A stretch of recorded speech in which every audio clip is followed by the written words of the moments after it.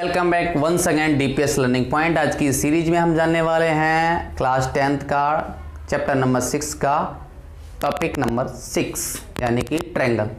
Triangle क्या है आपका, इसको जानेंगे। आपने पहली वीडियो में जान लिया है, तो आज हम सिद्ध करेंगे थेल्स थ्योरम के लिए। बहुत ज़्यादा इंपॉर्टेंट है आपकी परीक्षा की दृष्टिकोण से।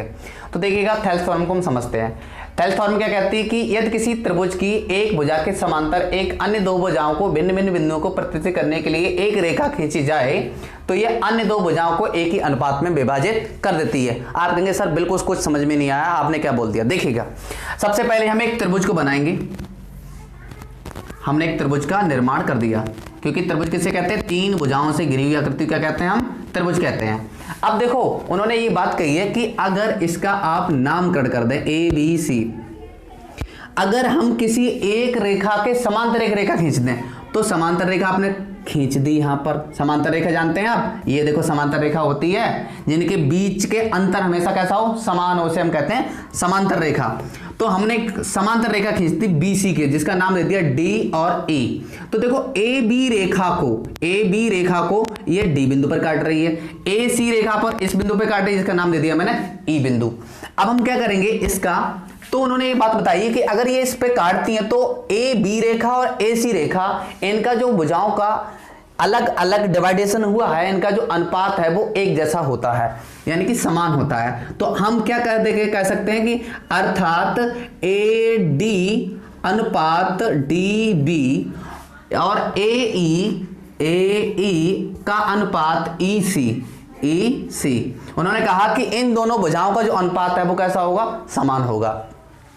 अब हमें ये चीज क्या करना है, सिद्ध करना है, टू प्रूव। ठीक, इस चीज को हमारे लिए सिद्ध करना है। उन्होंने तो अपना कंडीशन कह दिया, तो उन्होंने कैसे सिद्ध किया आइए हम जानते हैं। देखो, सबसे पहले हम क्या करेंगे, इसकी उपपत्ति करेंगे। ठीक,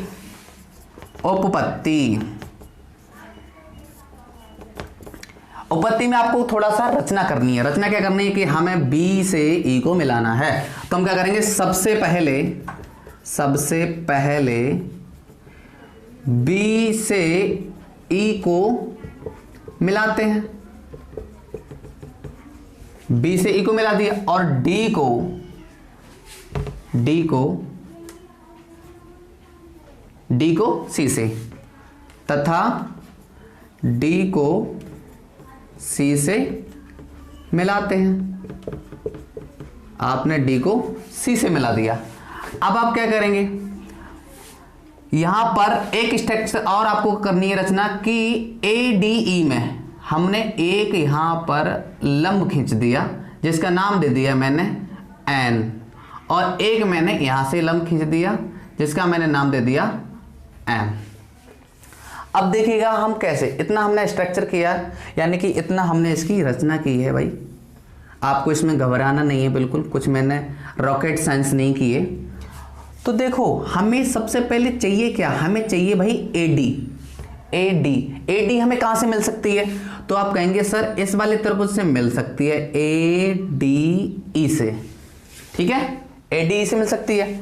तो हम जानते हैं क्या कि त्रिभुज ए डी ई, हम ए डी ई का एरिया निकालना है, यानी एरिया ऑफ त्रिभुज ए डी ई।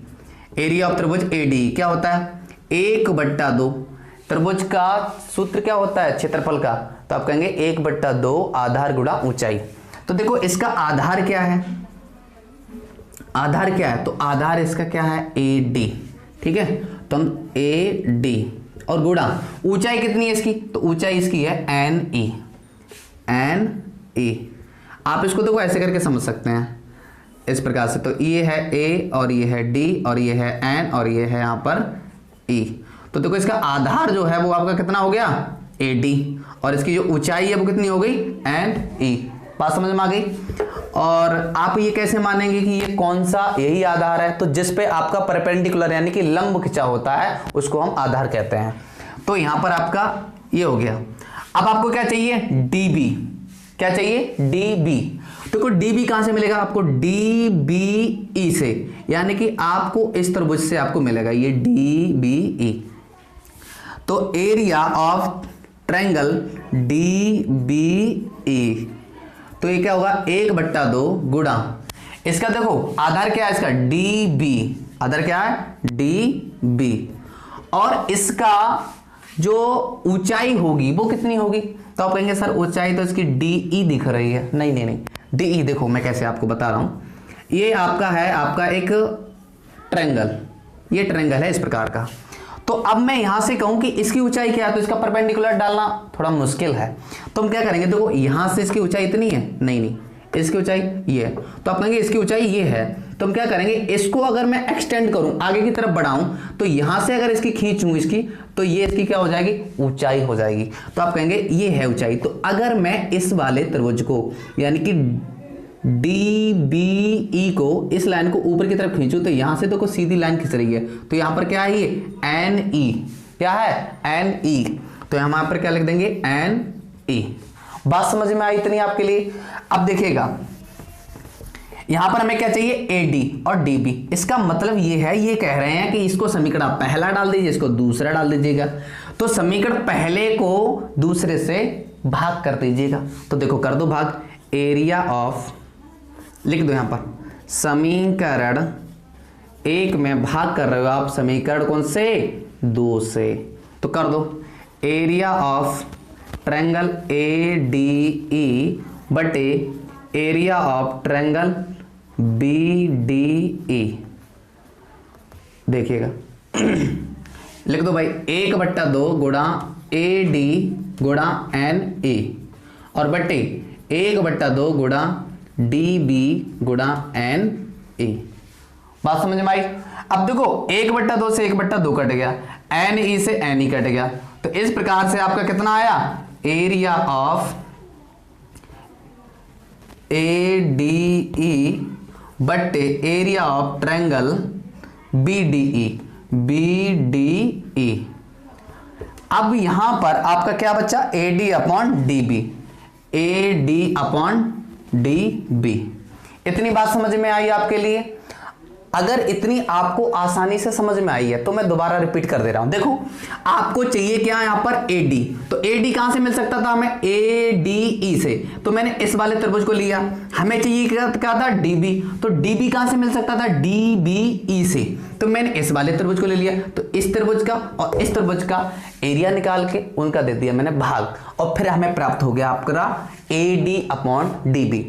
अगर आपको इतना समझ में आया तो वीडियो को पॉज करिएगा और नोट डाउन कर लीजिएगा, ठीक है। तब तक हम बढ़ते हैं नेक्स्ट इस पर AE अपॉन EC पर, ठीक।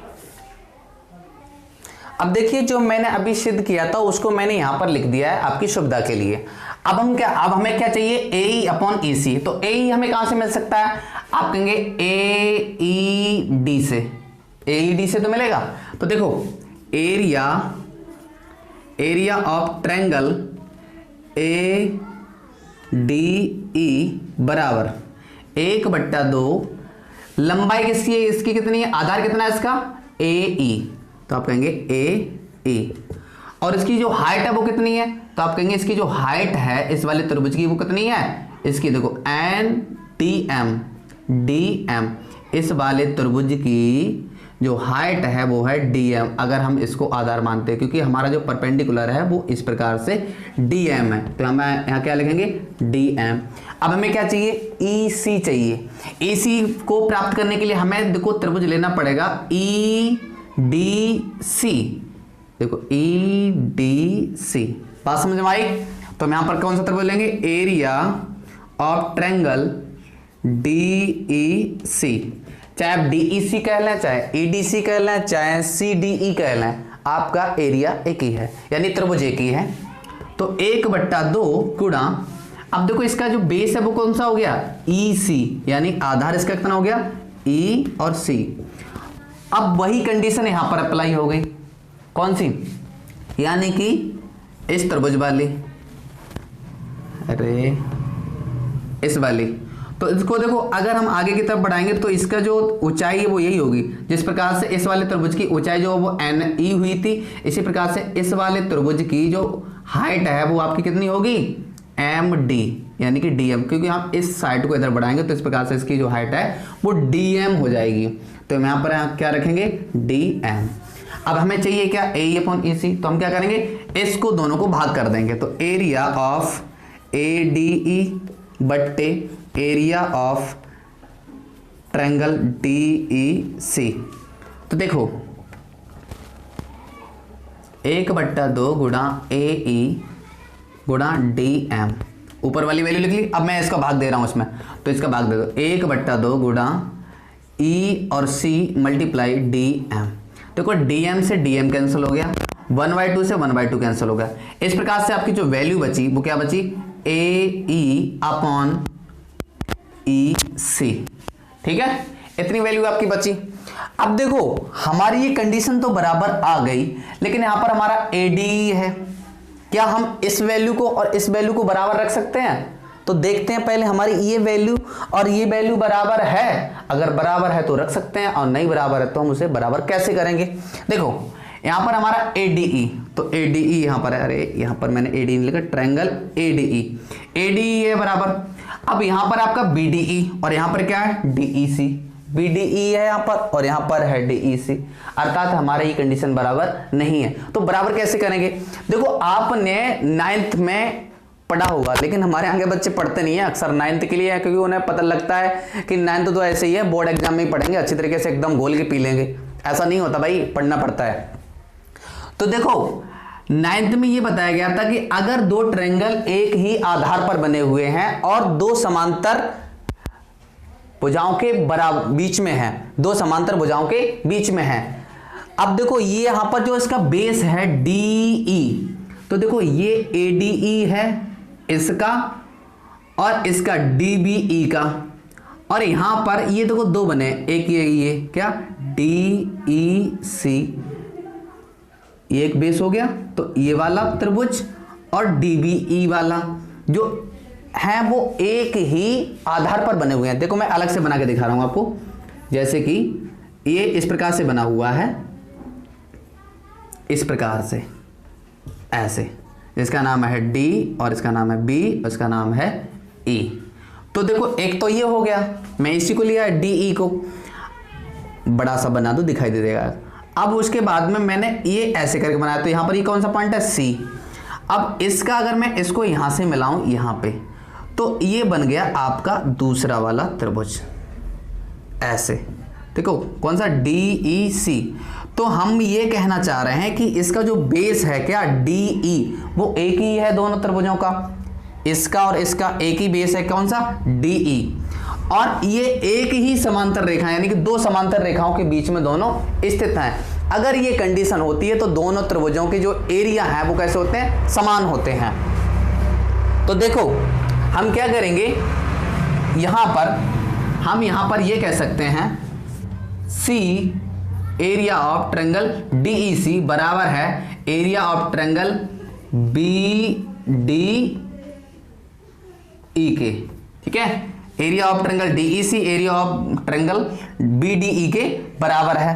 तो हम क्या करेंगे, इस BDE की जगह पर हम DEC पुट कर देंगे, तो ये वैल्यू और ये वैल्यू कैसी हो जाएगी, बराबर हो जाएगी। तो हम क्या करेंगे, इसके लिए इस वैल्यू को समीकरण 3 में रखने पर, ठीक है, तो समीकरण 3 में एरिया ऑफ ट्रायंगल DEC बराबर एरिया ऑफ ट्रायंगल BDE रखने पर, ठीक है, रखने पर रख दो भाई इसको, यानी कि इसकी वैल्यू BDE के बराबर कर लिख देंगे हम, BDE के बराबर लिख देंगे DEC। तो देखो क्या हो जाएगा, एरिया ऑफ ट्रायंगल ADE और बट्टे एरिया ऑफ ट्रायंगल DEC। देखो इस BDE की जगह पे हमने क्या लिख दिया, DEC। अब DEC रख दिया तो हमारा वैल्यू क्या हो गया, AD/DB। तो देखो ये कंडीशन बिल्कुल बदल गई। तो अब ये वैल्यू और ये वैल्यू कैसे हो गए, बराबर। तो हमने इसको समीकरण 3 डाला है, तो हम इसको समीकरण डाल देंगे 4th। तो हम लिख देंगे y समीकरण कौन सा, 3rd एंड 4th से, समीकरण 3 और 4 से। तो हम ये कह सकते हैं क्या, ए डी बट्टे डी बी बराबर है किसके, ए ई। देखो यहां पर कंडीशन यही है ना, ए ई बट्टे ई सी, ई सी, ये कंडीशन आपकी बराबर हो गई। आप इसको एक बार देख लीजिए, दोबारा देखिएगा, अगर आपको समझ में नहीं आए, यकीन है कि आपको समझ में आएगा।